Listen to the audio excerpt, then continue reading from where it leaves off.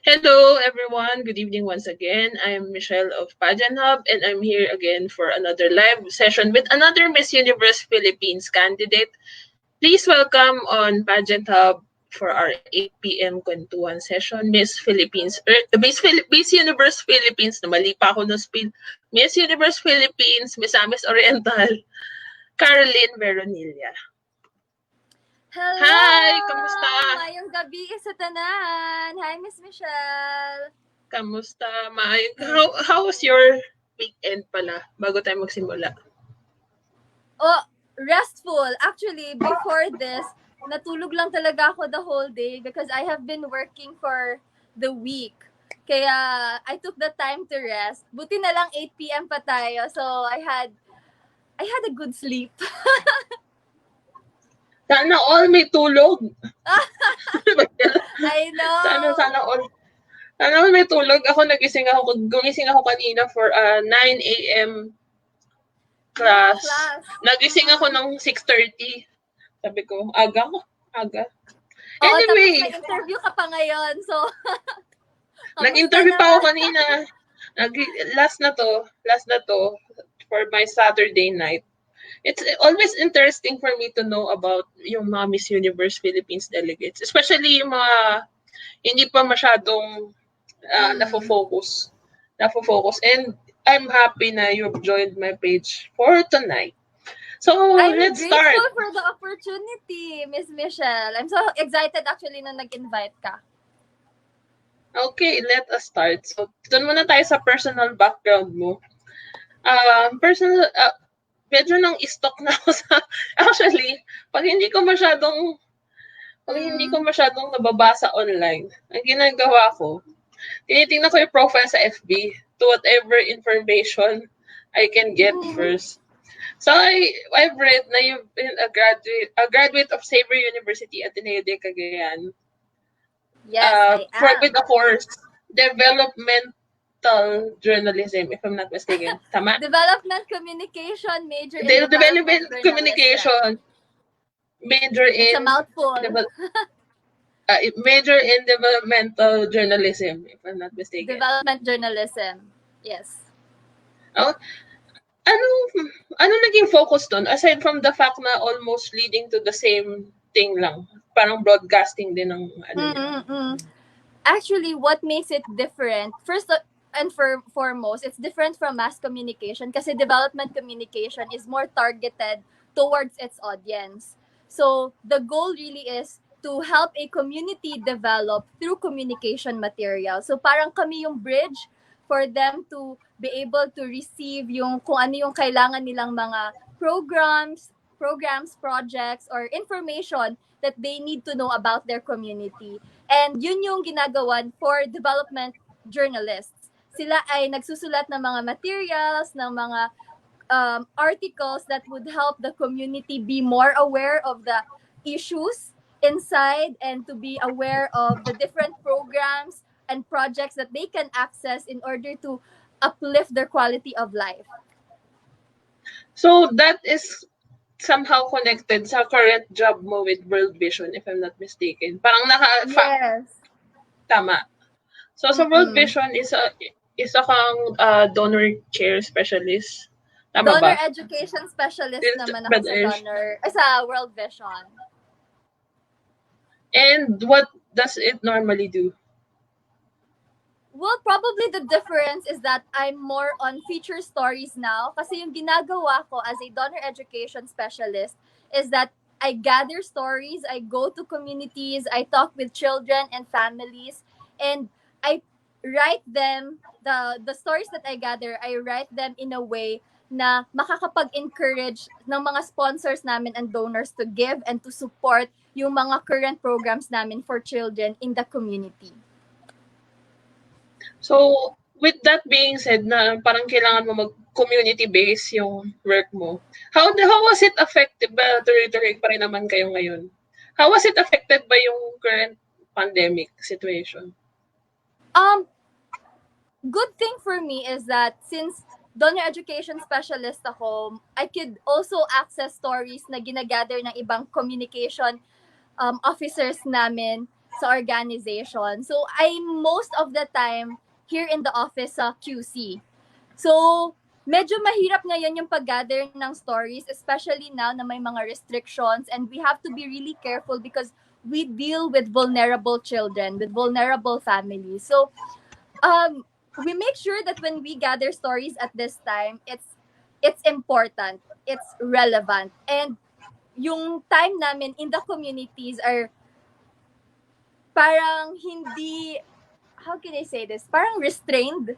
Hindi masyadong magte-take ng time ng mga bata at saka ng family. So, we make sure na kung ano yung kailangan, kukunin agad and then balik na. So, it's different. It's different and it's difficult during this time. Pero kasi these are stories that we need to tell ngayon na may pandemic. Kasi ang daming naaapektuhan, especially yung mga bata na nasa mga poor communities. And we need to be able to share those stories sa mga taong may capability to give so that we can provide them with whatever they need during this time. Follow-up question lang, since yung nasa field ka na rin naman ng writing and all.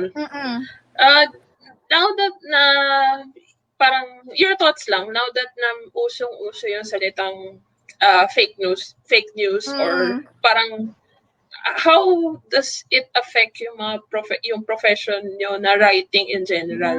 Knowing na yung mga tao minsan nagpo-produce ng content na hindi naman tama. It's very difficult, and I can say that I'm really affected, especially when we are being discredited.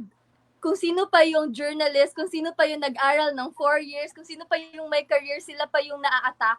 And it's hard for me, especially that I am a development communicator. I am a development journalism na graduate. And it's just, I think parang more pressure din to be able to really encourage more people to triangulate sa term pa ng journalism. Triangulate meaning to really look for credible sources and to check multiple credible sources para alam natin kung ano yung totoo at ano yung hindi.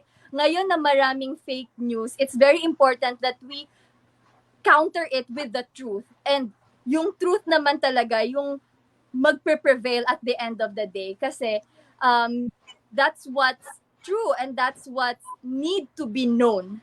So, it's a hard battle. Alam natin yan. It's a hard battle to fight fake news, especially pag marami nang nag-share, maraming naniniwala. Sobrang hirap talaga. But that's why we need to be more aggressive about fighting fake news and really encouraging people to only rely sa credible sources. And paniwalaan natin yung mga journalists natin kasi sila yung may experience and they know what they are doing.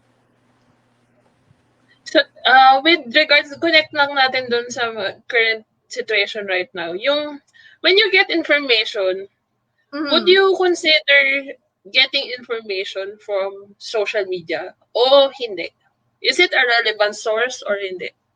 Definitely. Actually, marami naman tayong nakukuhang news from social media eh. Lalo na pag real time, doon din tayo doon din tayo nakakakuha ng mga stories na reliable. But yun nga, it has to be triangulated, it has to be verified. Hindi pwedeng basta-basta lang. It can be a source, but you can't only have that source. Ayun. Na-miss ko na tuloy magsulat. Yeah. Actually, yung time talaga. Actually, before, nagsusulat ako nung college. Pero ngayon, hindi na masyado. So, School more paper on ba, academic. Michelle? School paper. Tapos ngayon, hindi nagano, puro academic papers na yung binabasa ko. More on technical and research na. technical papers na yung binabasa ko. Moving forward, yung profession mo, yung kung saan ka nag-graduate, is that what you wanted when you were a kid? Or nagbago lang siya through time? Sa totoo lang, when I was a kid, wala akong pangarap. I just really enjoyed my childhood. Laging naglalaro sa labas, laging kung sino-sino ang nakakausap, nagpo-computer games pa ako before. Uso pa dati yung ano, um, I forgot the name now. Pero uso pa yung Sims Dota. dati. Like the old Sims talaga. Dati I spend hours pa playing. But as I went through different na mga experiences nung nag-high school ako, and I got involved sa I got involved in my community on being a student leader. Doon ko na-realize na parang I have a strength in communication. So I was actually planning to study here in Manila, but my parents did not allow me. So wala akong ibang option. Sabi nila, no, Carol, Xavier ka lang. Okay. So sabi ko, sige, magsa-Xavier ako. Anong kukunin kong course? So sabi ko, something that has to do with communication. So during that time, wala pa talaga akong idea what development communication is. Pero sabi ko, oy, may communication. So, laban na to. And then, when I was supposed to enroll na sa DevCom, I changed my mind. Kasi parang sabi ko, gusto ko na lang mag-accountancy. I want to fulfill my father's dream of becoming a certified public accountant. Sabi ko, pag hindi ko makuha yung full scholarship for development communication, mag-shift talaga ako, accountancy na ako. And nakuha ko yung full academic na scholarship. So sabi ko, okay, Lord, dito mo ba ako nililid? And so, I just let the chips fall where it may be. So, nag-graduate ako with development communication. I really enjoyed the course. I felt like it was the perfect course for me. Kasi, this is where I found my heart and my purpose. Kaya, praise God for DevCom and for that for that opportunity.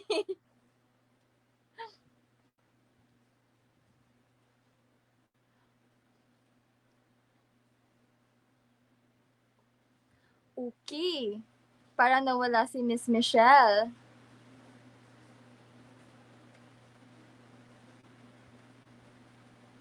Let's just wait for a bit. Baka sa connection lang. It's raining kasi here in Quezon City. So, alam naman natin pag internet connection, naapektuhan talaga siya ng weather. Miss Michelle, are you there?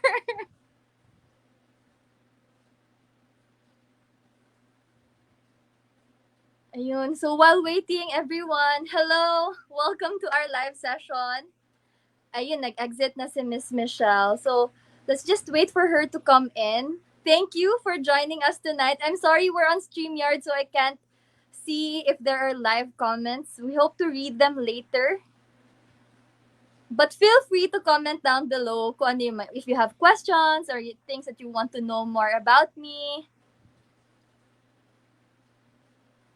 Okay, write it down. Mahirap mag-monologue lalo na pag walang wala kang ka-interact. So while waiting for Miss Michelle, I would just like to share a brief background of myself aside from my course, which is development communication. So hi again, everyone. I am Caroline Veronilla. I am representing Misamis Oriental in the first ever Miss Universe Philippines pageant. And I am a middle child. There are 5 of us in the family. I have an older sister and a younger brother. So both are professionals already. But, ayun, wait. Yun! Ayun. Hi, Miss Michelle! Nagmonolog na ako. I was talking about my family na. Okay. Sorry. It's okay. Ayun, I was just sharing na I'm a middle child. So meron akong older sister and a younger brother who are both professionals. Professionals because yung sister ko, dating nurse. Yung brother ko naman, engineer. So, sila yung may pa-licensure exam. Kamusta, going Miss back, Michelle? What happened? yung internet ko, hindi I nakisama. Yeah, umuulan kasi eh. Alam mo naman dito sa Pilipinas. Oh. Ang problema natin, internet. Okay, going back to my question about yung naputol ako dun sa if you really want it. Yung if you really want yung career. I just had this realization na yung mga childhood dreams natin nag-iiba in the long run. Oo.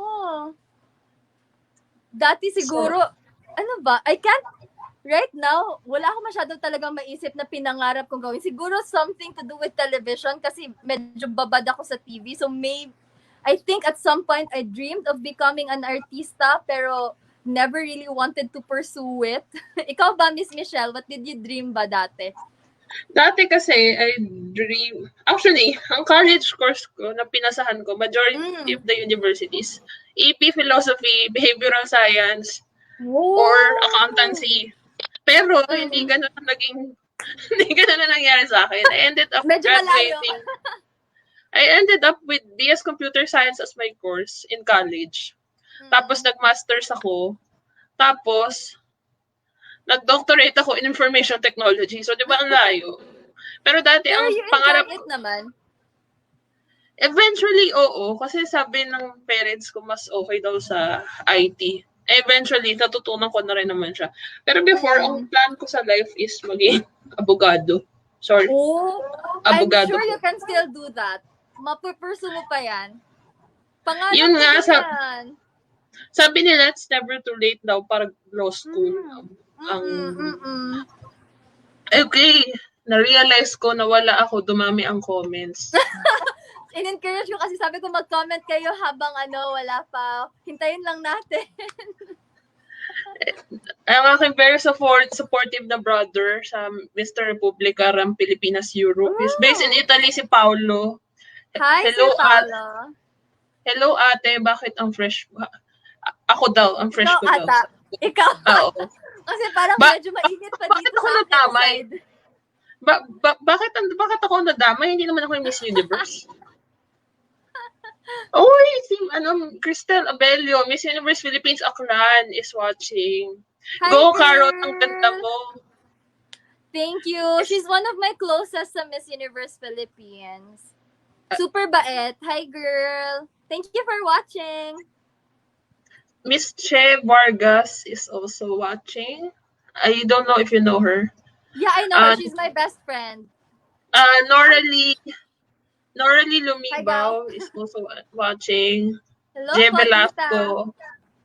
Hi, Je! Uh, Roommate ko naman. Diba? Supportive na mga people around me. Jess Batoon is also watching. Hi, Jess. Thank you for watching. Your Miss Myla Ipan. Yes, my Ipan. tita. She's in Hong Kong. Umabot tayong Hong Kong. Hi, tita. Umabot tayong Hong Kong. Thank you po for watching. Your Mr. Robert Lagrosas is also watching. My boyfriend. Hi. Hi! Thank you for watching. Inspiration pala talaga. ito. Inspiration pala ito.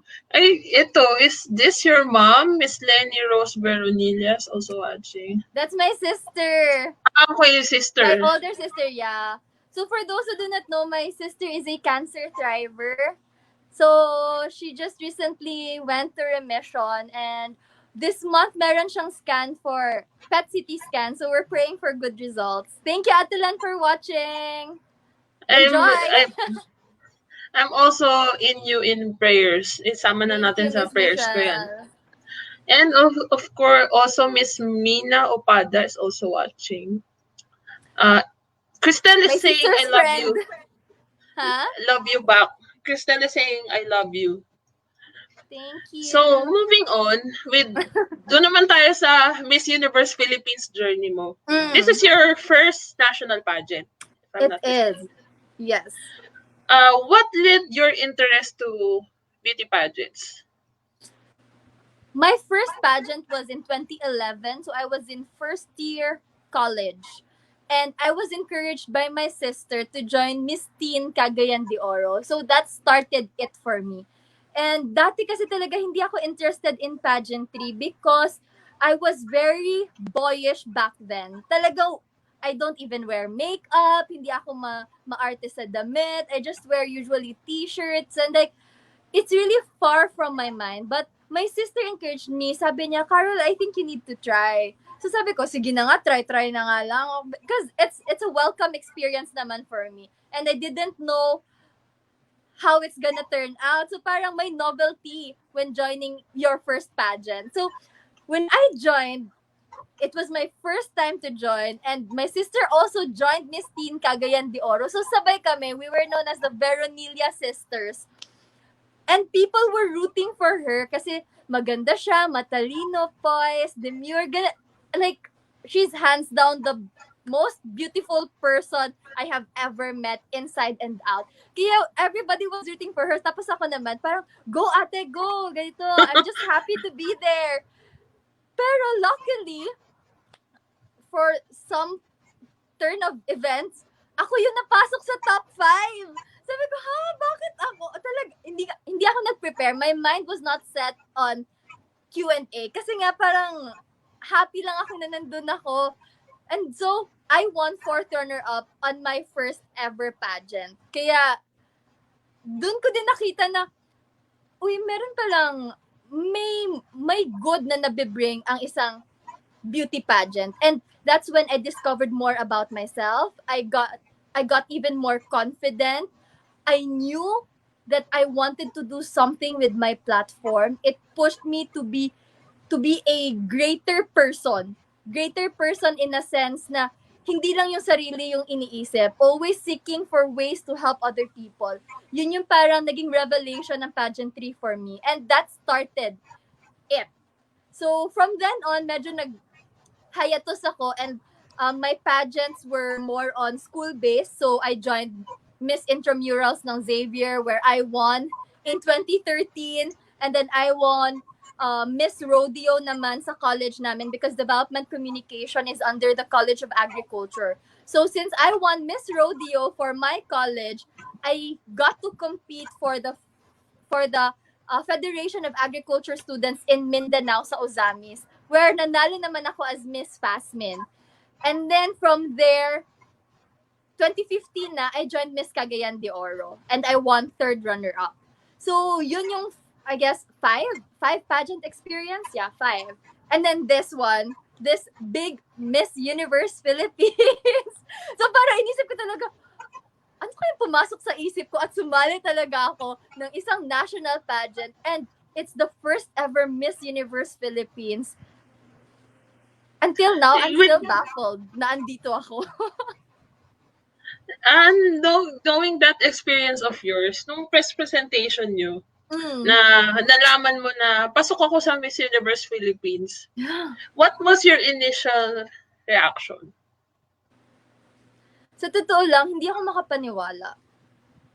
Kasi, it felt like a dream and everything happened so fast. So, I posted this actually on my Facebook account, na after nung press presentation, talagang quiet ako the following day. Like, zero interaction.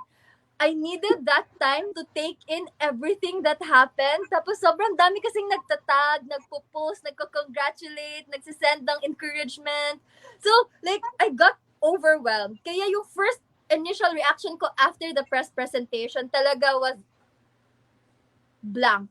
Nanigas talaga ako. Like, I needed some time to process everything. Kaya, I took a day off. Like, literally a day off. And then I processed it with my sister, with my mom.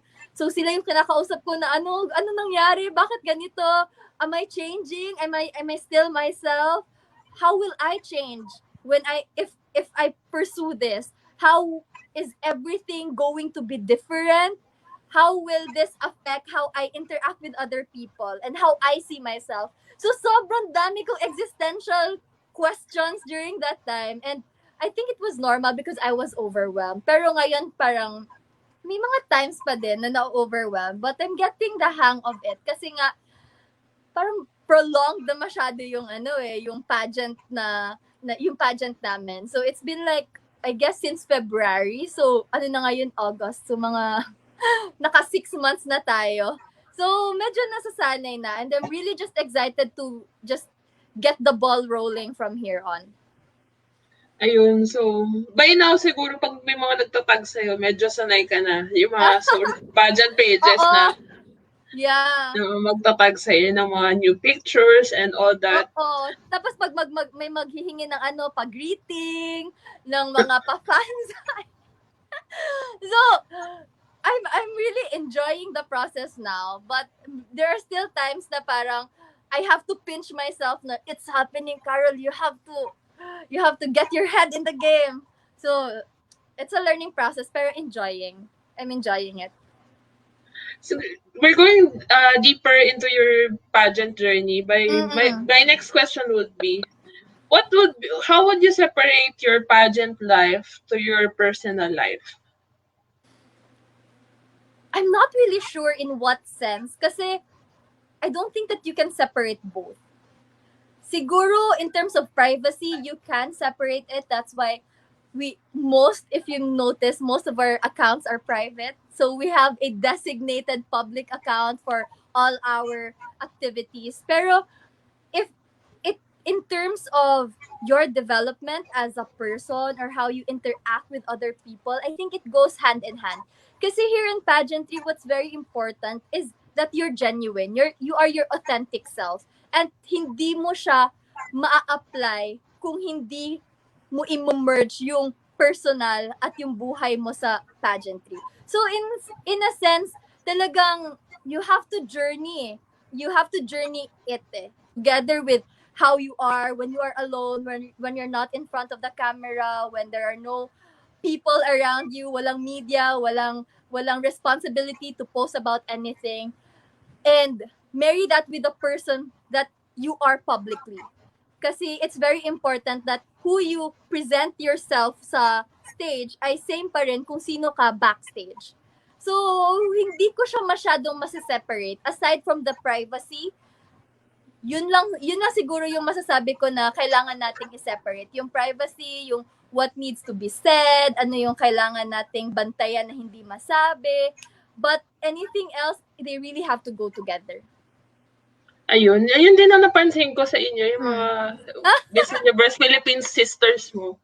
Na pag Yeah. yung unless maging friend ko na sila in FB or I get to know them, because I get to talk to a few Mm. candidates even if tapos ko na silang i-live.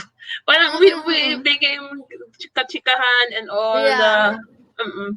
parang unless they've really gone close to you, they keep a portion of themselves within Mm-mm. themselves. Hindi lahat Yeah. i-reveal mo sa public. Mm-mm. Although I agree with you na hindi natin pwede i-separate yung personal and pageant life mo.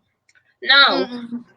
yun naman sa Miss Universe Philippines, the Ring Light series, Mm-hmm. yun naman ang pag-usapan natin. How was your Yes. preparation mo? Kahit nag-MECQ, GCQ tayo, Mm. how was preparing for the Ring Light series?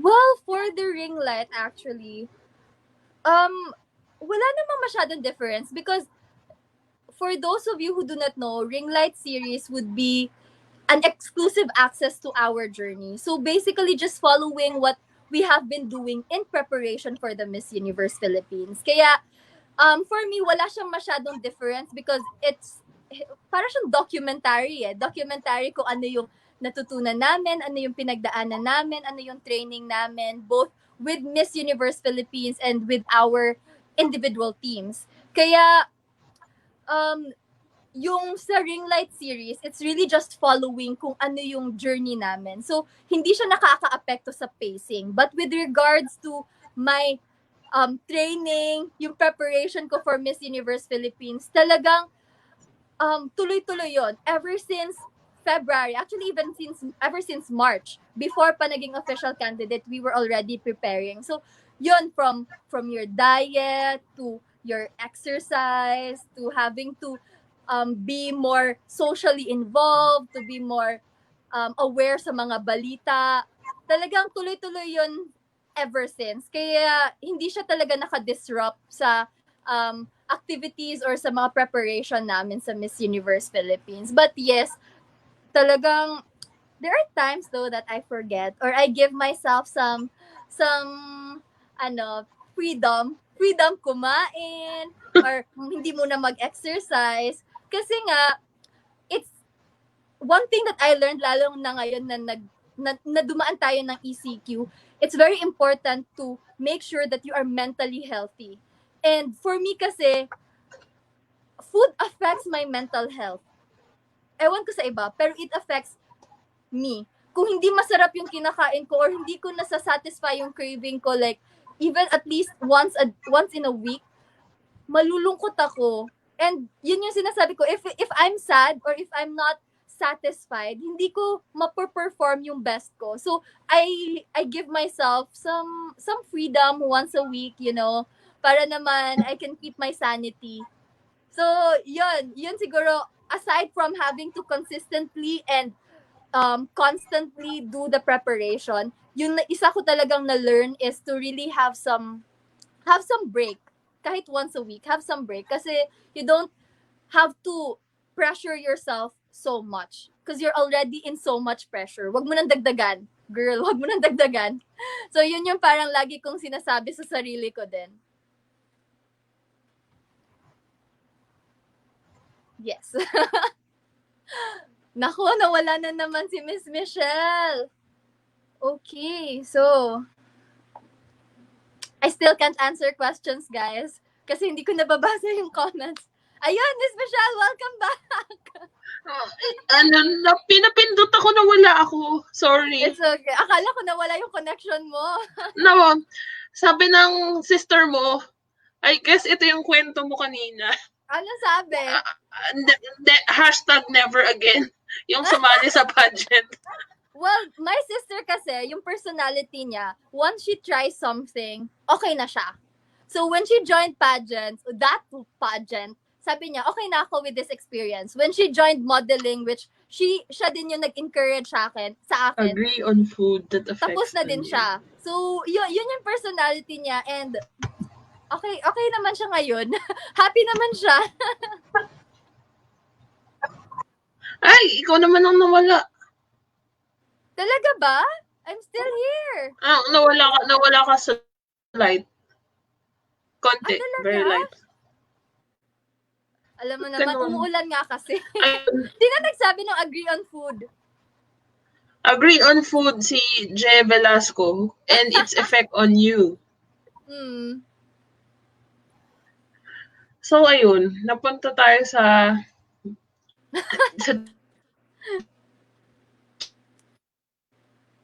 cheat day mo. Yes.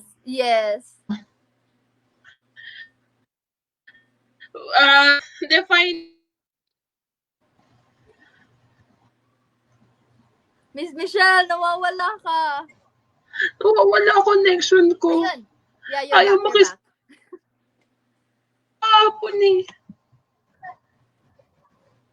Ayun, define yung cheat day mo. Define yung usual. Well, basically my cheat days involve something sweet. And recently, yung craving ko, cinnamon bun na may cream cheese sa taas. As in, like, I'm so sorry. I know it's high on calories, like around 300 to 500. Pero, nag-order talaga ako ng 4. Yung iba naman, shinare ko. Mga 2 lang yung akin. So, that's basically my cheat day. Plus coffee. Ayun. Cinnamon, bun, and coffee. For now. For this month, I think. Can you share to us yung since we're in the ring light series naman, yung yung beneficiary mo, and mag-spill ka na rin inviting people about ring light series. Definitely. So, for those of you who do not know, my chosen beneficiary is Ma'am Elioni Monding. So, she is the chairperson of Tingog sa Kasanag, or Tisaka. It's a community organization in Misamis, Oriental that supports women and children who are at risk or survivors of sexual exploitation and abuse. And I got to know her through World Vision because before, si World Vision, my program on ensuring that families are protected and are safe.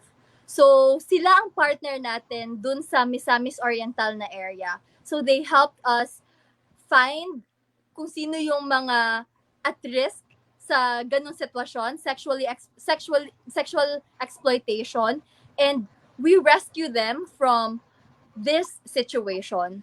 So when I decided to focus my advocacy on the protection of children against violence and abuse, nahanap ko si Ma'am Elioni, and I really encourage you guys to help her and her organization to have more funds para mas marami pa tayong bata at mga pamilyang matulungan. Because from what I heard, sa isa sa mga natulungan natin, so one of the people we were able to rescue from that situation ay isang scholar na ngayon and is pursuing her career. So, imaginein mo yun, if we can do so much for one person, at least mababago natin yung buhay niya at yung buhay ng tao na nasa paligid niya. And we hope to do that to many more children, lalong-lalo na dun sa mga bata na vulnerable or at risk nga sa ganong situation because of the pandemic, especially because of the pandemic, because many of our young ones are being pushed to embrace yung mga threatening na opportunities para lang makapagpatuloy ng pag-aaral. And we hope na hindi mangyari yan sa mga bata. Kaya I encourage you guys, if you can subscribe to the Ring Light series of Miss Universe Philippines, you can go to www.empire.ph and subscribe for only 249. You not only get to see our preparation for the Miss Universe Philippines pageant, but you would also be able to help our beneficiaries. Mine especially, si Ma'am Elioni. If you put as your referral code ang RL Misamis Oriental. Again, guys, that's RL Misamis Oriental. Let's continue helping children live in a safer environment. Ayun, may confession ako. Yes. Nag-subscribe na ako. Yun ang confession ko. Nag-subscribe Ayan, na ako. na itatanong ko Nag-subscribe na ako sa Ring Light series. Hindi ko na lang sinasabi kung kaninong code yung ginamit ko. Yeah, but Pero ready na ako sa subscription, September Ma'am, Miss 27 Michelle. manood. Actually, kahit yung subscription mo, malaki na yung maitutulong nun. If you can just help one person, that will multiply. They will pay it forward. I'm really excited dun sa mga episodes kasi I saw the parang outline kung ano yung mga i-present on the 8 episodes. And yun nga, from start to finish yun eh. Parang hanggang exactly. coronation night yata. So, imagine mo, you get to see kung ano yung activities namin nung February, nung March, paano namin spinend yung aming quarantine period, and how the girls are coping, ano yung pinaggagawa namin, ano yung mga advocacies namin, ano yung mga initiatives na we help na i-advocate for, mga ganun. So like, it's really a good experience kasi nga, makikita mo na hindi lang glamour yung pageantry Hindi lang siya ganda, hindi lang siya high heels, hindi lang siya always best foot forward. Pero you see the hard work that we put in talaga sa journey namin. Kaya guys, subscribe na RL Misamis Oriental. So for this episode, ang ipopromote kong referral code is RL Misamis Oriental. So please do subscribe. www.empire.ph. Hindi pa tayo tapos. Baka akala nila nag-spill na ako ng exit. So, we're just halfway there. Halfway there. So, my next question is, you joined yung inaugural Miss Universe Philippines. Can you, ito lang observation ko, yung kayong mga candidates, walang sense of competition sa inyo. Parang most likely, kayo is talagang sisters bonding on... Can you give us a parang a test, parang a way na parang mapoprove yung idea ko na parang walang sense of competition sa inyo? Wala. I can also say that wala. Kasi when we gather together, it's not, hindi kami yung mga, paano ba, we make sure that we interact with each other, even when we don't have any activity, we talk with each other. Ako yung close ko talaga is si Aklan, si Pangasinan, Antique, and even Zamboanga del Sur. So, kahit kami ni Antique, ni Pangasinan at ni Aklan, nagwi-weekly kami na parang kwentuhan, ano lang kami, yung parang catching up lang. And we also have plans to travel after Miss Universe Philippines. Ganun yung bonding namin. And if you notice also, there are girls who have initiated an I think yung ginawa nila ay parang gadget drive. They are Sila fundraising ano, for the gadgets. Yeah, sina Eliza, sina Haisa. Kimchi. Mm-mm. So like, makikita mo na we are really a community of girls who are working on our advocacy and working together to help those who are in need during this time. Kaya, yung competition namin, it's more focused on ourselves and making sure that we are better than who we are yesterday, the month before. Tapos, yung relationship talaga namin, ini-ensure namin na it's there. Because we're here for like ilang months na kaming together and we really saw each other as friends. So kung mapapansin mo din nga, 'di ba? Pag may nag-post lang isa sa amin, talagang like agad yung mga other sisters, post agad na ang ganda mo, girl, or like you're so pretty. Oh my gosh, I hope to see you soon. I miss you, mga ganun. And it's genuine. It's true that that's how we have bonded over the months. Kaya natutuwa din ako na it's not your idea of pageantry na parang girls competing with other girls, vying for one crown. Kasi yun din yung kailangan natin i-break na ipipin mo yung isang babae sa kapwa niya babae. Because we are standing for our different advocacies. We are standing for our different stories na we want to tell. And we have to respect each and everyone. So, wala talaga yung competition, it's more on personal. Kailangan better ka sa sarili mo compared sa kahapon. So, yun din yung talagang nakakatuwa because you know that you have found sisters for life. Tsaka kung saan ka mapunta, they would welcome you anywhere. So, open arms. I agree. Kasi, di ba, that's, the reality is you're all buying just for one crown. Yeah. So, at the end of the day, parang isa lang yung magiging Miss Universe Philippines. Totoo. Ang biggest takeaway, I don't know if I probably you'll agree with me, is you'll have sisters across Luzon, Visayas, and Mindanao na parang Definitely. if you wish to travel to a certain place, may kilala ka. Oo. Oo. Tsaka, iisipin mo talaga sa among everyone, 'di ba? Pag you keep on looking over your shoulders, comparing yourself with other girls, how are they better than you? Lalo ka talagang hindi makakapag-rise above the challenge. So focus on yourself kasi at the end of the day, it's already a great opportunity for you. Malaking platform ang isang beauty pageant, lalo na ang isang Miss Universe Philippines. Kaya wala ka talagang talo. And yung growth, ako talaga personally, yung growth ko as a person, how I see things, how I wish to pursue my advocacy in the future, talagang na-hone ng Miss Universe Philippines. And I'm already grateful for the experience. And I'm really grateful to be able to know these girls, these empowered, phenomenal women. Kaya, you know, yung competition, I think, nasa fans yun eh. Actually, Nasa fans talaga yun eh. But nasa all of fans. us, talagang close kami. We're good friends, every one of us. Let's do two more segments. The first one would be, the second one is the never have I ever. Hindi kita pahirapan doon. Actually, excited ako na kinakabahan for Never Have I Ever. Hindi ko kaya nalaro. Sa buong buhay ko. Ano lang ako, harmless, never have I ever yun. Hindi ka magre-reveal ng ano dito.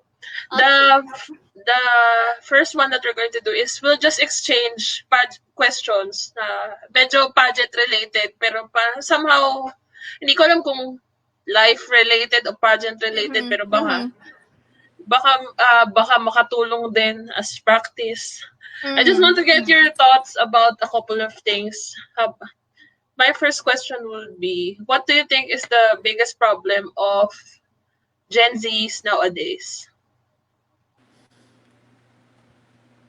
I think one of the biggest problem, but also opportunity for us, is that we are opinionated.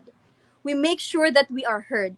It's a problem when it's abused, but it's an opportunity when we are able to say that through the right channel and make sure that we are able to contribute to our community and make positive change through our opinions and voicing out what we want to be done in our communities.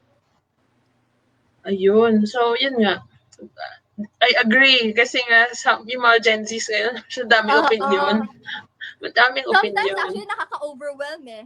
Kasi they're very opinionated talaga. And it's good when you know na they're coming from a perspective of personal experience.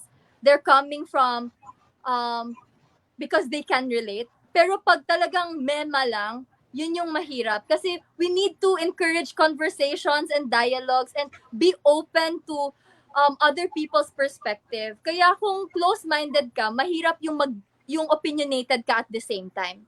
So it would cause problems, it would cause yung parang misunderstanding. So we have to avoid that. We need to be opinionated with an open mind.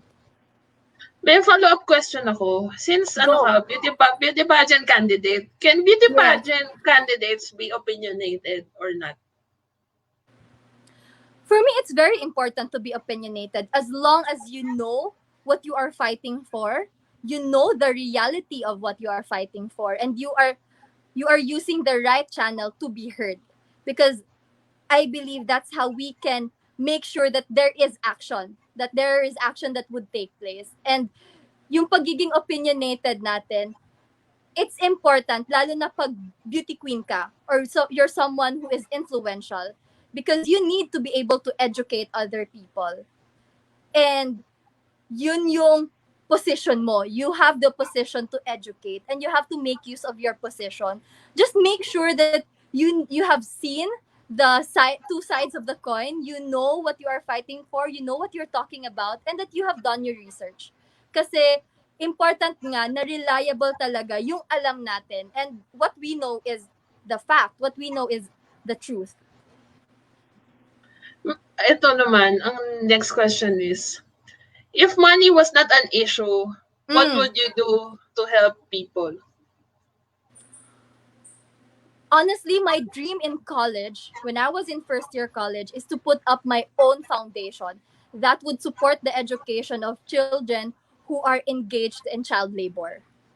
And if I had money, ngayon pa lang sisimulan ko na yan.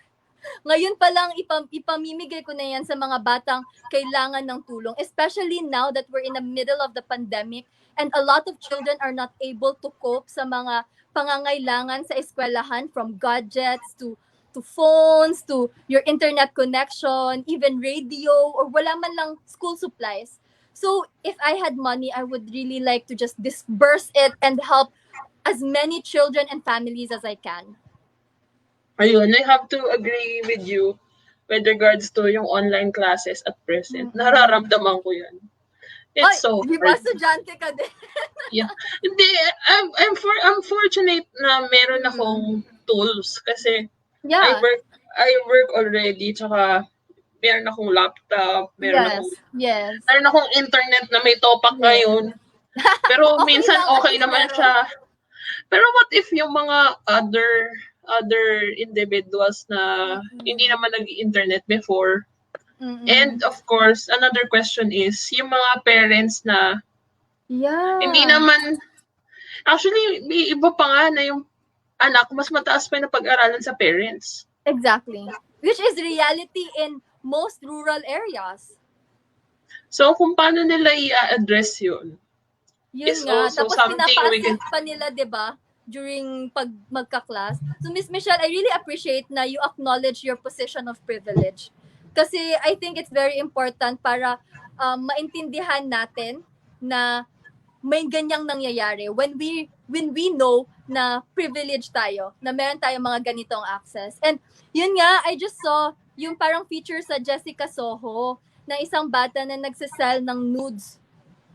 It's actually a teen na nagsisell ng parang explicit content para lang meron siyang pang-load, para lang meron siyang pambili ng laptop. And that's a sad reality. And totoo yung nangyayari, hindi lang sa batang yon. Could have been like tens or hundreds more na nag-engage na lang sa ganyang activities because they have no choice. Kasi ayaw nilang maputol yung pag-aaral nila. And I really hope that we can do something about that. I know meron ngayon the Department of Education actually partnered with World Vision for Abutin Natin. So it's a 2-year campaign kung saan we ask for donations to purchase gadgets and radios para sa mga schools natin so that we can help children continue their education. Meron din ang um, Ladyawan. It's a organization under the Office of the Vice President who are gathering ng mga used gadgets para ilagay sa mga community learning hubs in Luzon, Visayas, and Mindanao. So ngayong month sila magsa-start. So yung mga ganitong opportunities, I hope that we can really take them para matulungan natin yung isa't isa. Because right now, really, we need to work together para ma-overcome natin tong pandemic and the challenges that it entails. Okay, my next question is somehow connected dun. Pero let's not go political. Ayoko na politics. Dami ko na sinabi, di ba? Actually, nag-enjoy ako. Dami ko natututunan in the process. Okay, my next question. Wag natin gawin politics based with DepEd postponing classes originally for August 24. Yes. Do you agree na readiness? I mean, what's your stand on it being put into October? Do you think ready na sila? Ready na yung mga public schools to accommodate modular learning? They're doing the best they can. The government is doing the best they can to make sure that we are ready. But iba-iba kasi yung sitwasyon ng isang bata, iba't iba yung sitwasyon ng learner. And to be able to do that, it takes not only the government, but also the small communities that we have to ensure na ready lahat. And so, I guess it's a right move to postpone it, especially when you feel like there's more work that needs to be done. But at the same time, we have to be able to quickly adapt because marami ang naapektuhan. Yung learning ng bata ay naapektuhan and yung mga teachers natin ay naapektuhan. So, ano yan parang sabay yan If hindi pa tayo ready, let's push forward to be ready and let's work as a community and not rely only on the government. So, yun nga yung sinasabi ko, if there are opportunities na or initiative dyan sa community mo like providing gadgets or kahit man lang sending money para makabili ng gadgets itong organization na to, then let's work with them. Let's help them para yung readiness ng mga learners natin ay talagang it's something that applies to every learner. Ayun. So it's really tough especially ngayon na meron na nagsa-start at merong hindi pa nagsa-start. So hindi na nagsabay yung learning pero I have hope na as long as we work together and parang as long as we adapt na kung ano yung kailangan natin gawin and put that into action, kaya nating magsimula. Kaya nating magsimula ng academic year this year. That is indeed a message of hope, I guess. Yung mga parang for now, kasi if you're going to read the news, di ba parang lahat sinasabi. Yes. Academic fees na lang.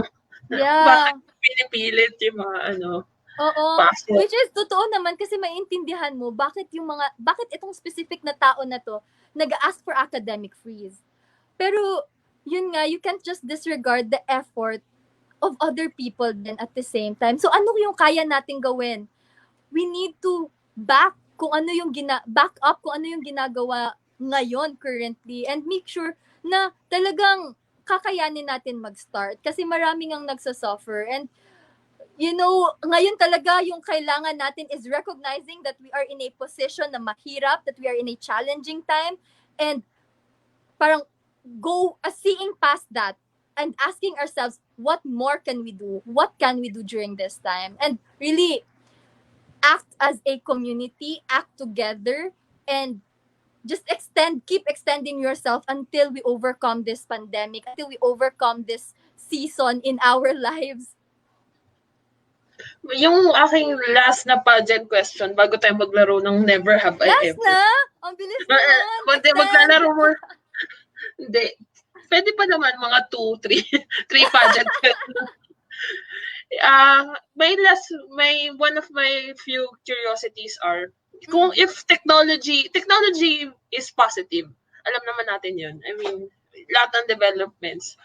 But when does technology become a problem? Technology is just a tool, and tayo yung gumagamit nito. It becomes a problem when we, the users, abuse it. When we use it for our malicious intentions, when we use it in a way to abuse other people, in a way to oppress others, in a way to silence others. That's when we misuse technology. So, yung responsibility nun really lies sa user. And we need to educate each other on how to properly use technology so that it becomes a tool that encourages, that empowers, and unites. Ayun.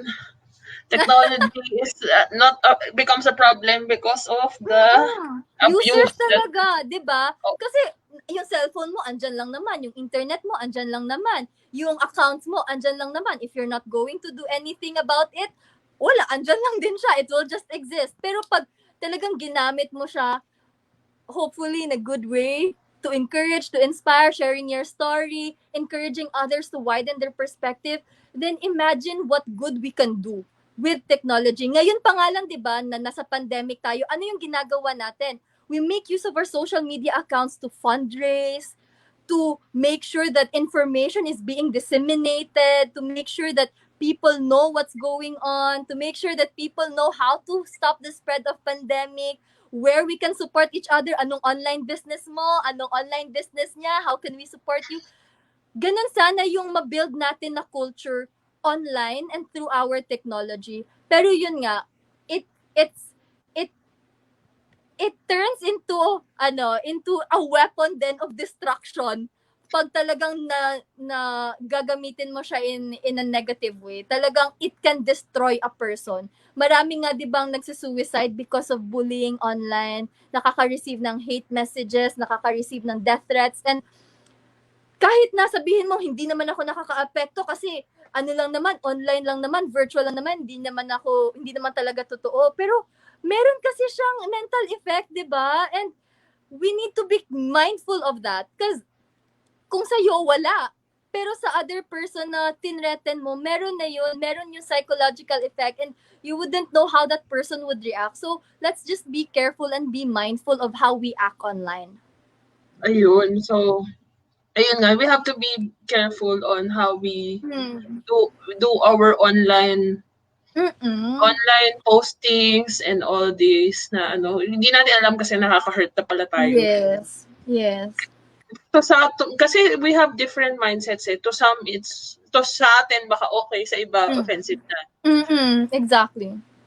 With that question comes my next Another question. question. Oh, another question. With this setup, what do you think is needed sa atin lahat? Democracy o disiplina?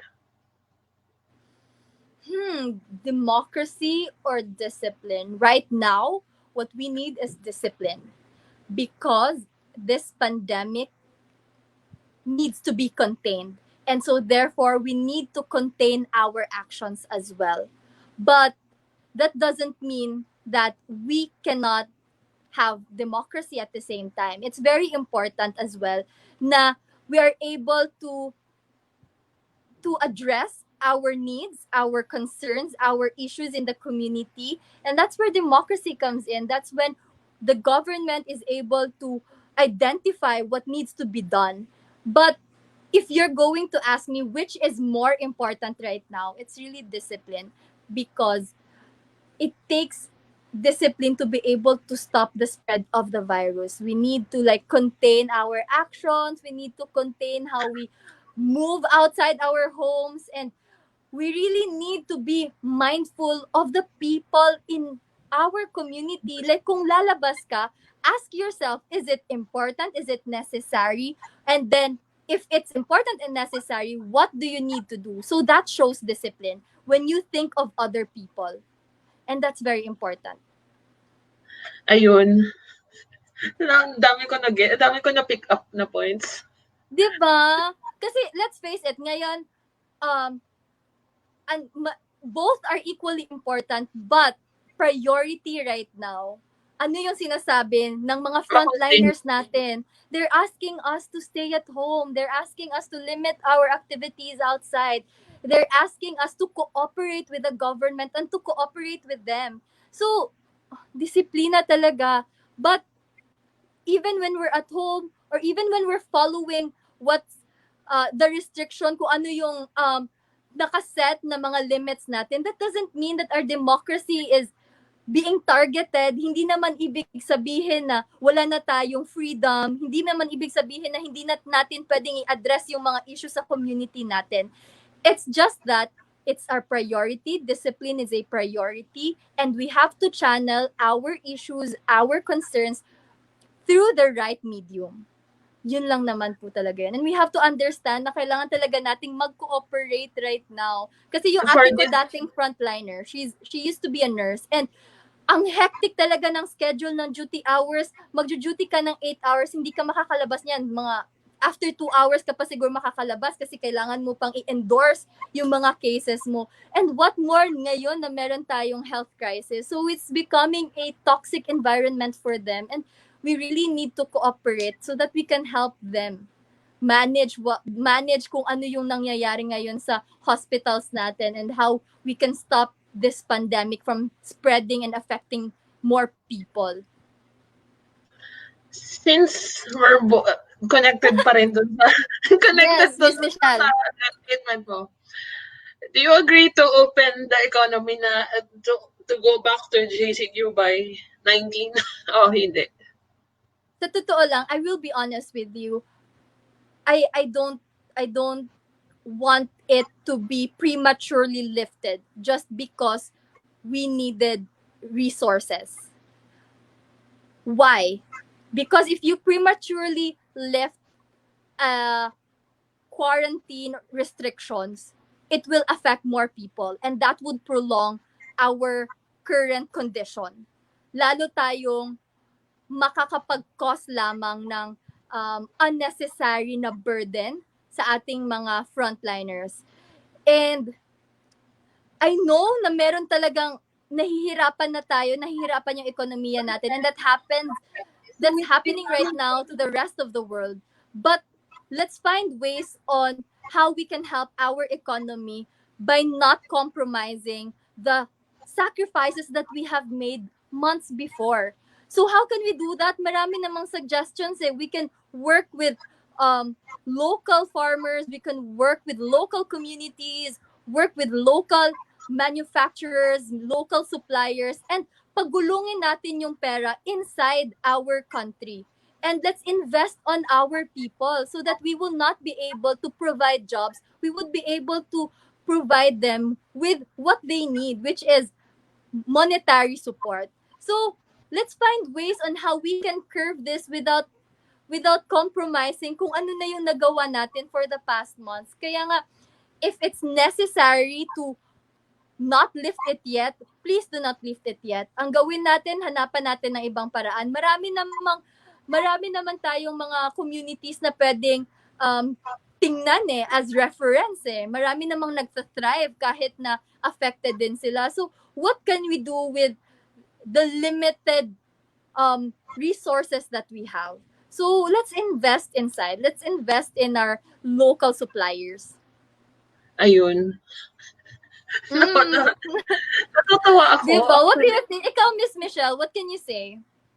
Actually, ako, I'm not really up to lifting yung ECQ. Mm-hmm. Kasi nga, Yeah. premature.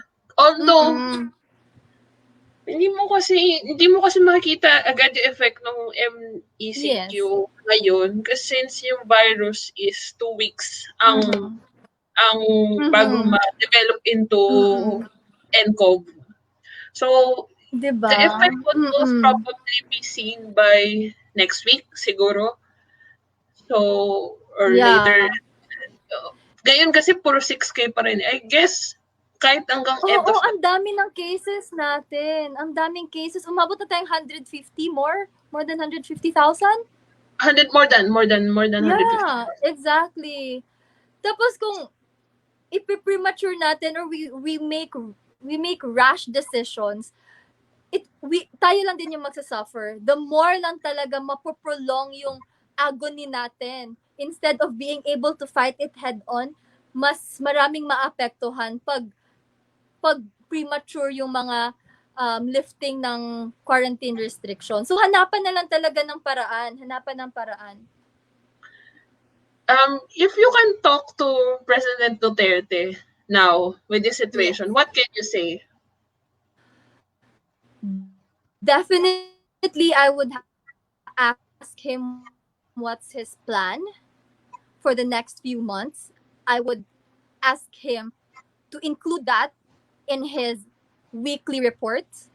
I would ask him to listen to not only our frontliners but also to those people in our communities who are suffering not only economically but also in terms of their education, in terms of the psycho-social support given to children during this time. So I would just like to talk to him about his plans and see where I can give inputs so that I can also help him make solutions to the current problems that our country is facing right now. I think it's very important that the head of our country is able to really share to people what is happening, what is going on, what he is planning to do, what his administration is planning to do, and what are we hoping for. So, yun talaga, and I really hope that I can help him if I get to talk with him and see where his where his plans are heading, and see that I can sort of help in some way. I would really love to have that conversation. Ayun, ang solid. I really do. I asked the same question kay Sigrid Mm-hmm. yesterday. And you Mm-hmm. both have made really strong points. Sana, Mm-hmm. how I wish sana makausap yung dalawa si President Duterte. I'm sure a Eh, lot of people would also love that opportunity. Maraming tao ang gusto din siyang makausap, and that would be a privilege talaga if makakausap natin siya. Kasi nga, we cannot expect our leaders, government leaders, to know what's really happening sa grassroots level. Grassroots level meaning sa mismong community natin, hindi nila alam ang nangyayari dyan. That's why they rely on reports, they secondary. rely on, 'di ba, mga studies ganyan. And it's important na naririnig nila yung story ng bawat isa, bawat nagsasuffer, bawat may privilege, bawat tao na makakatulong so that we can put our heads together and plan a better approach dito sa pagsagot sa pandemic na to and its secondary impacts. Ayun. So, ito na. Ano Pagangin na? naman natin ang pinag-uusapan natin. We'll Sana play, ba tayo? a Never Have I Ever game. Oh I my played gosh. it yesterday with Sigrid. And I think I watched.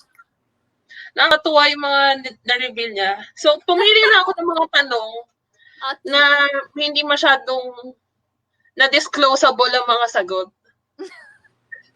Yung hindi ako dig deeper sa, you will just say I have kapag nangyari na yun sa'yo, na experience mo Okay. na. Okay. First question, never have I ever forgotten a family member's birthday. Never. Memorize ko yan. And I make sure to greet them every year. So, alam ko din yung year kung kailan sila pinanganak. So, I'm proud of that. Mahal na mahal ko kasi yung family ko. So, I make sure I know even their birthdays and the tiniest details of their lives. Next question, never have I ever stood up on never have I ever ghosted someone.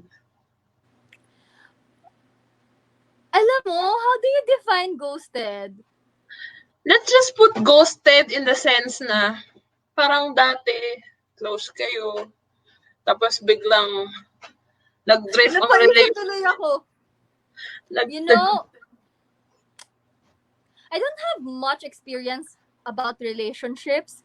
I've never been asked on a date, but I did have yung mga encounters with other people. I have had encounters with guys na after a while, hindi ko na ni-replyan. Does that count? Pero hindi naman kasi wala namang intention of courting eh. Parang So wala lang, bye. I think it doesn't count. 'Di ba? So, actually wala akong masyadong experience in relationships because my current boyfriend right now is my first boyfriend. Wow. Kaya talagang wala. I don't have even experience on dating and he knows this na gusto ko talagang magka-experience. Pero hindi ko naman pwede compromise yung relationship namin. So, hanggang pangarap na lang ako. But, yun nga, it's something that I was never able to do. Yung mag-date or mag-ghost. Pero may mga tao kung hindi na ni-replyan after. I'm so sorry. You can still message me. I'll still reply now. Next question. Nakakatuwa. 2 questions pa lang tayo. Ang dami ng revelations. Dami ko kasing chika sa life. Ano ba yan? Next question. Never have I ever read someone's text. Hindi mo text pero binasa mo. Never. Because privacy is very important for me. Even with my boyfriend right now, hindi ko alam yung password niya. Wala akong access sa Instagram niya, sa YouTube, sa Twitter niya, or sa Facebook niya. And I like to do that because yun din yung ine-expect ko sa other people. Na hindi din sila makikialam sa privacy ko. So no, I don't read messages that are not meant for me. Except when they ask me to read it for them. Okay, babasahin ko yan. Tatanungin ko pa anong password mo. Pero pag hindi naman ako inasked to read it, I don't read it. I think it's very disrespectful. Next, never have I ever really liked a song by Justin Bieber. Hindi. Gustong-gusto ko si Justin Bieber dati. Memorize ko yung Baby. Memorize ko din yung rap part. So I did like Justin Bieber. I separate his music from his actions, and there was a dark period in his life talaga, and I pray that he's doing a lot better now. Kasi yung recent music niya, 'di ba maganda? Yung Sorry, yung mga yeah. Ayun. Type pala niya si Justin Bieber. Nung baby time, baby. Never have I ever eaten food that fell already on the floor. Ay, kumakain ako. 5 seconds rule. Hindi ako maarte sa food. Diba, pag nahulog, 5 seconds. Tapos pag nakuha ko naman agad, kakainin ko pa rin. Kasi, sayang. Tsaka, wala lang. If it's something that I really want to eat, I'm so sorry. I know it's not healthy for the stomach, probably, pero I do eat. Kahit na nahulog na. Eto, nagko-commute ka ba? Nagko-commute ka naman, Uy, grabe! Yes! Okay. Anong ko lang, never have I ever fallen asleep on public transpo and pass by a station. Okay. Eto, natutulog talaga ako. Natutulog ako, but I am aware of my surroundings. I guess kasi pag alam ko kung saan yung destination ko, may sixth sense ako na magigising ako pagdating ko sa destination. But natutulog talaga ako. Lalo na pagpagod. And when I was in school, pag jeep, talagang gumaganon talaga ako sa jeepney. Ang sagot mo is, nakakatulog ka sa public transport, pero hindi ka lumalagpas. Hindi ako lumalagpas, but there was one time, hindi naman ako nakatulog, pero nawala ako. Kasi first time ko dito sa Manila. So, as you know, hindi naman ako taga Manila. So, nung nag-commute ako, hindi ko napansin na maling jeep pala yung nasakyan ko. Tapos, I was supposed to go to Q Ave. Ang nasakyan ko pala, papuntang East Ave. Nagulat ako, sabi ko, bakit parang iba na to? Bakit may heart center na dito? Talagang, and I didn't know pa kung saan ako sasakay. So, nilakad ko from heart center, papuntang circle. Tapos, Dahil hindi ko na alam anong sasakyan kong jeep, nag-taxi na lang ako. Ganun, but it's a learning experience. Yun lang. Mahilig din talaga ako matulog. Even when I travel, my office mates would know this. Pag 9 hours yan, or like trip to, from Quezon City to Isabela, tulog ako all throughout. Except pag dating ko na sa destination or pagkakain, mafe-feel ko yan pagkakain na or nasa destination na kami, magigising lang talaga ako. But most of the time, really, I'm asleep. I love sleeping. Never have I ever sneak into a party. I mean, hindi ka pinayagan, pero nagpunta ka. Sa totoo lang, middle child ako, pero ako yung pinaka-behave sa pamilya namin. Sa amin magkakapatid, do. Never akong nag-sneak because hindi ako ma-party.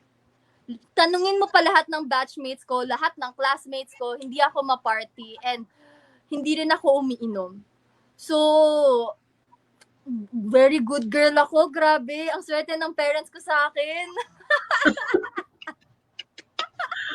Good girl ako, hindi ako nagsisneak. Maano ako, uncomfortable ako if I lie to my parents. So, hindi ko pala ito pwedeng tanongin. Ang tatanungin ko sana is, never have I ever texted, pauwi na ako, pero hindi pa ako pauwi. Ay, yan, tinetext ko yan. Pag after school, tapos hinahanap na ako ng parents ko, pero kumakain pa ako sa labas. Pauwi na ako, pero sa totoo yun, hindi na lang ako mag-jeep, magta-taxi na lang ako. Usually din, pag matagal ako nakakauwi, sumasabay ako sa dad ko. Nagpapasundo na lang ako instead of saying na pauwi na ako pero hindi pa pala. So, I do text it. Alam yan ng parents ko, lalo na pag nakauwi akong matagal tapos kanina pa ako nag-text. Sabi ko, hindi, pauwi na ako man, na traffic lang. Pero alam talaga yan nila, hindi ka pa sumakay. Ewan ko ba, pag mothers, di ba, may ganong sense. Alam nila yung nangyayari sa anak nila. Yung mom ko talaga alam na alam. Pag magte-text yan, sabi mo, uuwi ka na, tatawagan na ako. Hindi ka pa nakasakay, no? sweet Nangyayari mom. nangyayari din sa akin yan eh. Yung Diba? tatawagan ako, nasaan ka na? Anong oras na hindi ka pa na nakauwi? Oo, tapos sasabihin mo, nakasakay na ako, traffic lang, ganyan. Bakit hindi maingay? Bakit walang dumadaan na sasakyan? Never have I ever said an I love you without feeling it. I have. But that doesn't mean that I don't love them. May mga moods ako sometimes. Like, sasabihin ko, I love you, or sasabihin ko, I miss you. Hindi na sa boyfriend ko ha, but I mean, sa family ko din even. May mga times na I just want to say it, pero I don't feel it. But that doesn't mean na hindi siya totoo. Siguro depende like if I had a tiring day, or if I'm really sad, or if I'm disappointed, or I'm angry. So kahit na talagang galit na galit ka na, or yung hindi tumutugma yung emotion mo, it's still true, especially when you don't really say it to just anyone. So, yun lang. May times na naman na hindi nagmamatch yung feeling sa words, pero that doesn't mean na hindi siya totoo. Nung nag-aaral ka pa, yung next never have I ever come to class late. Hala. I have. Alam mo ba, when I graduated, hindi lang to class when I graduated in college, so, I graduated magna cum laude, and yung mga outstanding students per college, which is I was the outstanding student for the College of Agriculture, are required to read yung parang responsorial sa baccalaureate mass. Baccalaureate mass na yun na late ako. Umabot na ako dun. Buti na lang, timing na nagma-march pa yung mga students. Pero nandun ako sa pinakalikod kung saan kasama ko yung kapwa ko late. Grabe talaga. I am late, but I am very diligent with my assignments, my homeworks, my other responsibilities. Pero late talaga. Ewan ko lang, hindi ko talaga siya mabago-bago. Even when I was working, may mga times talaga na 9:00 sharp, impunto, saka pa ako makakadating ng office. Never early. Eto, ang aking last na never have I ever question, since may sister ka. Never have I Mm, ever wore her clothes without her permission. I have. Definitely, kung may sister ka, gagawin mo ata din. Well, Actually, I don't know with other people, pero yung sister ko kasi, she has better wardrobe than me.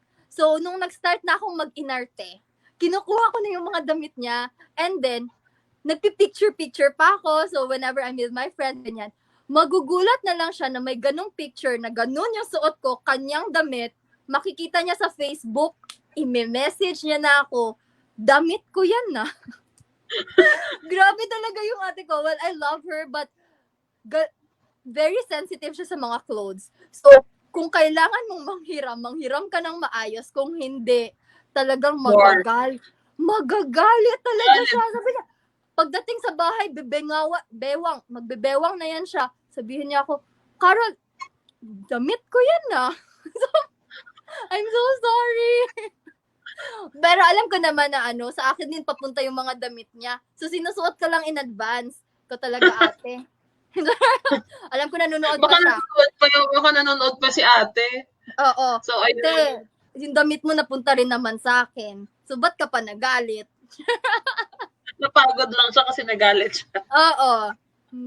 Ang cute ng never have I ever round natin.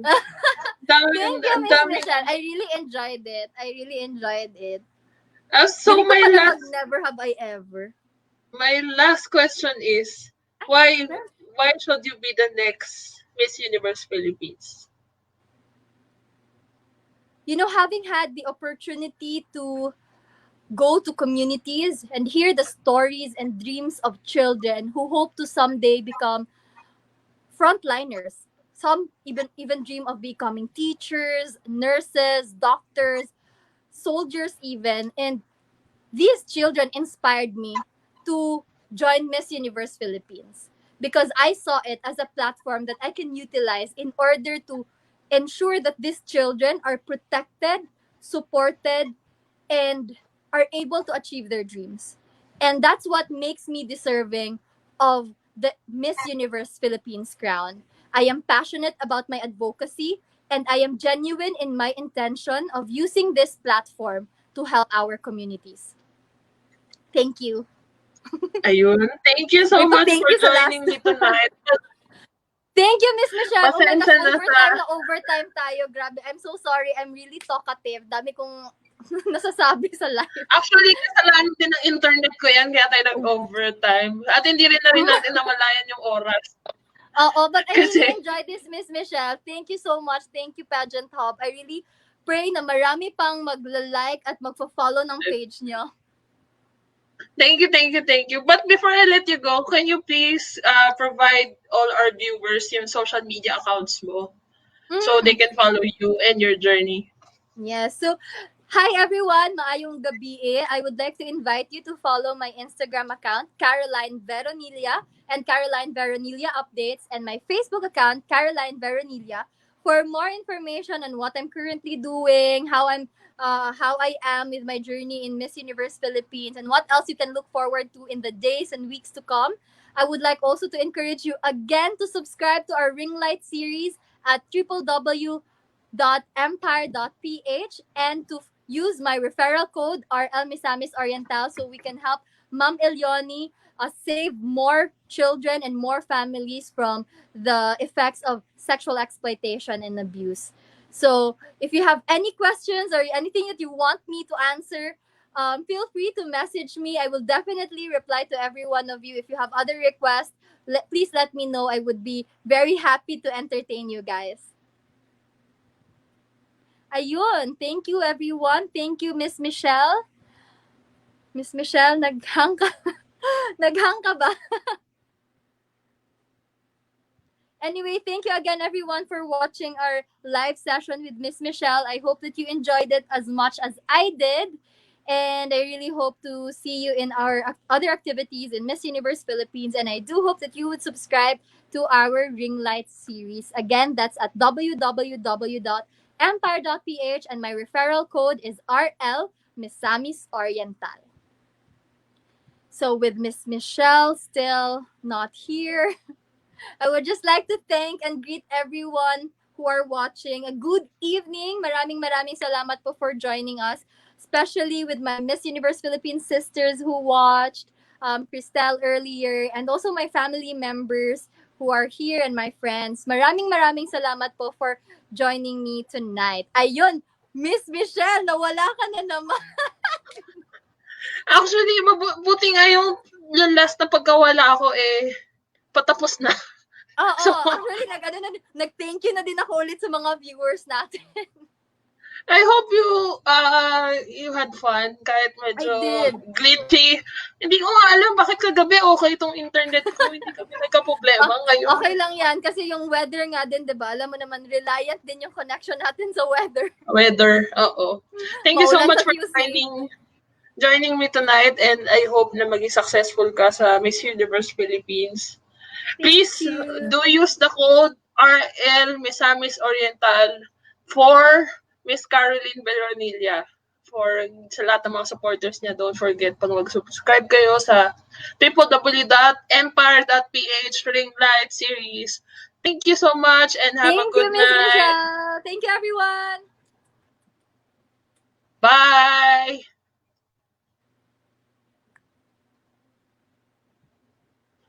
And